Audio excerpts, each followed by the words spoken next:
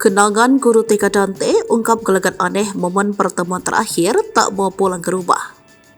Syok Dante meninggal dunia, guru TK anak Tamarate Sumara ungkap kenangan terakhirnya. Gelagat anak Angger Dimas bak menjadi sebuah firasat. Adalah Emma, guru TK yang sehari-hari mendampingi Dante di kelas yang bercerita terkait momen pertemuan terakhirnya dengan almarhum. Sebelum Dante meninggal di hari Sabtu, Emma sempat bertemu dan mendampingi anak Tamarate Sumara itu di kelas pada hari Jumat. Diakui Emma kalau itu gelagat Dante memang beda dari biasanya. Dikenal penurut Dante di hari Jumat itu justru Oka diminta pulang ke rumah. Dante itu lagi happy banget di hari Jumat sebelum Sabtunya meninggal.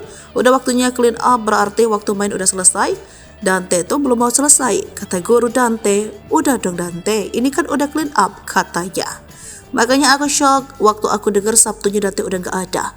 Ungkap Emma adalah tribunnews.com dari kanal YouTube pada Minggu 18 Februari 2024. Selain itu, Emma pun masih ingat dengan momen pelajaran terakhirnya saat mendampingi Dante. Saat itu Dante terlihat ceria dan sempat membuat para guru terkejut. Bahkan kalau diminta menyelesaikan kelas, Dante menolaknya mentah-mentah.